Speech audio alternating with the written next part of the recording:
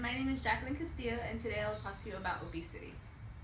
So, we will be addressing this issue in Spot Area 1, or otherwise known as Antelope Valley, which is this area right here.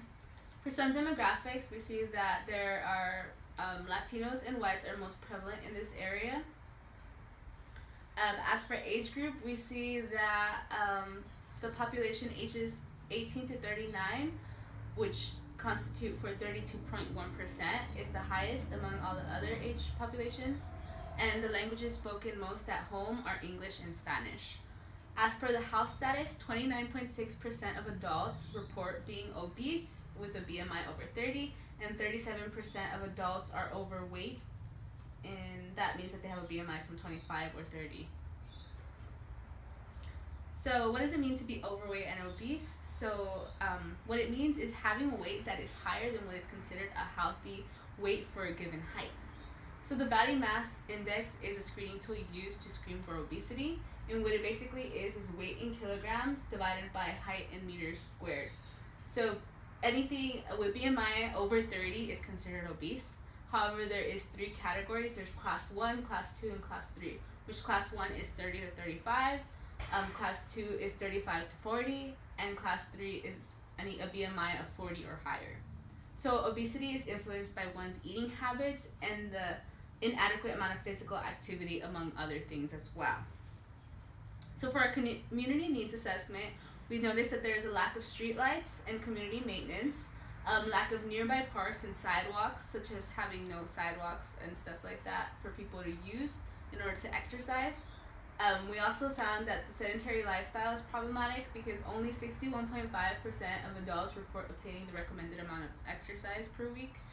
And for proper nutrition, we noticed that daily soda intake was problematic there, as well as fruit and vegetable intake as well. So for the community resources and assets, we found that community clinics, public libraries, and community gardens are very helpful, as well as hiking trails. So right here, we have a logo of Antelope Valley Community Clinic because it helps the underserved get care and health education, as well as prevention materials. And public libraries, we found that it was very important to garner information, whether it's through literature or through flyers. And as for gardens, the Ponto Community Garden allows residents to grow their own flowers, fruits, and vegetables for free. And yeah. So the intervention and strategy proposed is called Tackling Obesity 1 Mile at a Time, which is a program that aims to tackle obesity at a family level to target both parents and children, since most of the health behaviors children learn come from their parents. And it aims to address the need for appropriate nutritional information, achieving the recommended amount of physical activity among adults and children, and increasing one's self-efficacy in terms of feeling confident enough to utilize their parks and the resources around them. And lastly, the project will consist of 2 interventions. So it would consist of weekday workshops for parents to learn new skills and information on how to cook healthier meals, among other stuff as well. And on the weekends, there will be family events held so that families can go out and exercise together. So that promotes having an active lifestyle. For community mobilization, we have decided to build collaborations with LA County Parks and Recreation, community clinics, and public schools because we thought that those were helpful in garnering all our resources in order to target the target population. As for evaluation, we will measure participants' ability to prepare 10 healthy meals, participants' confidence in engaging in physical activity, and participant park usage.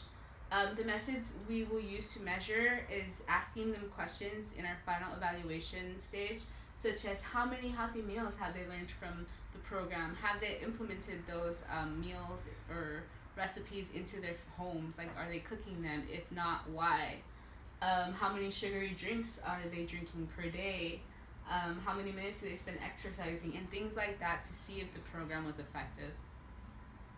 As for communications plan, we plan on tackling this issue by reaching the recipients through patient outreach at community clinics, parent outreach at school campuses, public libraries, local parks, and as for PSAs, we plan on playing them on local radio stations and media outlets such as news coverage as well. However, according to Meredith Minkler, media advocacy in service to the community organizing and policy organizing, it does not stand alone, and that is why we cannot have media strategy without the overall strategy. And yeah.